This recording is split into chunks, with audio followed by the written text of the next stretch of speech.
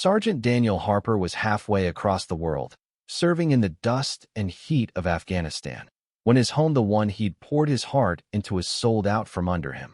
The local homeowners association, fully aware he was deployed, saw his absence as a chance to pounce. They didn't count on his sister Emily, a young nurse with a will of steel, or Ellen Carter, a retired attorney with a reputation for dismantling predatory HOAs. What started as a quiet betrayal in a Texas suburb grew into a fierce battle for justice, one that would expose a broken system and inspire a movement. Daniel, a third-generation soldier, had always known duty. Before boarding a military transport to Afghanistan, he stood in the driveway of his modest home on Maple Grove Lane, just outside Austin. The two-bedroom house, with its weathered picket fence and small yard, wasn't much to real estate agents, but to Daniel, it was everything. Bought with combat pay from his first tour, every repaired floorboard and painted wall was a piece of his soul, a refuge from years of war's chaos. He handed the keys to his sister Emily, 25 and fresh out of nursing school. "Just keep an eye on it," he said, his voice steady but warm. "Check the mail, water the plants. Call me if anything serious comes up." Emily nodded, proud to protect the place her brother cherished, the one constant in his turbulent life. For 6 months, Emily visited the house weekly, mowing the lawn, paying utilities from the account Daniel left. She felt like she was holding down the fort for him, just as he'd always done for her growing up. But one humid June evening, she came home to find a manila envelope wedged in her apartment door. Inside were legal documents, cold and official, stating that Daniel's home had been sold at auction 3 days earlier for unpaid HOA fees totaling $3,800, mostly penalties, administrative charges, and legal fees. No prior notices, no calls, no emails. The HOA had ignored Daniel's deployment status and Emily's contact information, despite having both on file. A new owner had already moved in, the locks changed, a no trespassing sign taped to the front door. Emily stood frozen on the sidewalk, clutching the papers, her pulse racing. How could they sell a soldier's home while he was risking his life overseas? She broke the news to Daniel over a grainy video call, the connection stuttering in the Afghan desert.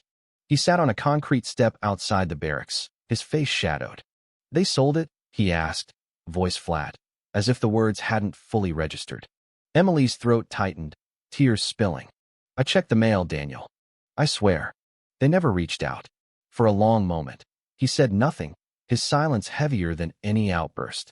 Bound by duty, with 6 months left in his deployment, he couldn't leave. His home, the floors he'd refinished, the garden he'd planted with Emily, was gone, not by accident, but by design. That night, as the desert winds howled, Daniel lay on his cot, staring at the steel beams above, replaying memories of the house that had kept him grounded. Emily's shock turned to fury. This wasn't a clerical error. It was a calculated move, preying on an empty house while its owner served. She spent sleepless nights scouring online forums, reading stories of others blindsided by HOAs. Then she found Ellen Carter, a retired attorney in Austin known for taking on homeowner associations and winning. Ellen's office, a converted craftsman house lined with law books and case files, felt like a sanctuary. Emily poured out the story, her voice shaking. Ellen listened, her eyes narrowing as she flipped open a folder on the Service Members Civil Relief Act, SCRA. "They knew he was deployed," she said, tapping the HOA's own documents. "They had his APO address, your contact info, and still proceeded without a court order. That's not just negligence, it's a federal violation." Ellen moved fast, filing an emergency injunction to freeze any further property transfers and a federal lawsuit against the HOA for breaching the SCRA, which protects active duty military from foreclosures and sales without judicial review. Subpoenaed emails revealed a chilling truth. The HOA had flagged Daniel's home as a revenue opportunity just weeks after he left, ignoring his deployment verification. Internal memos showed they viewed unoccupied properties as easy targets. Ellen stood before the judge at the preliminary hearing, her voice calm but piercing. "This isn't about unpaid dues, Your Honor.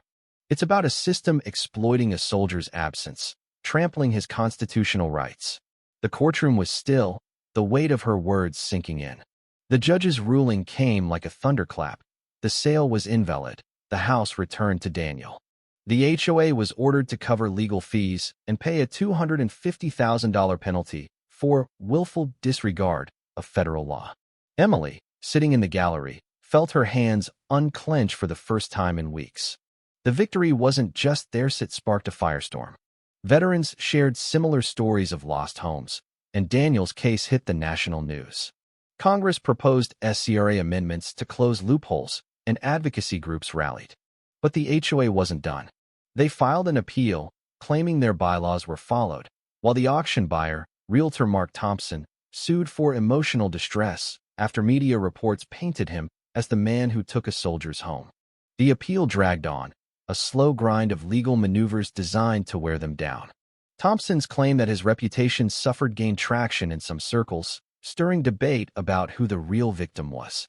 Emily and Daniel fought back, combing through documents nightly, connecting with military legal aid groups. Emily's op-ed, "A Soldier's Home Under Siege," published in a local paper, reignited public outrage. It detailed the HOA's tactics and Thompson's history of buying foreclosed properties, including another from a deployed reservist. The article spread online, fueling podcasts and activist campaigns. Ellen, though retired, advised from the sidelines, "They're betting you'll burn out. Don't." The final hearing was quieter, no cameras or crowds, just a small courtroom where Daniel and Emily sat side by side.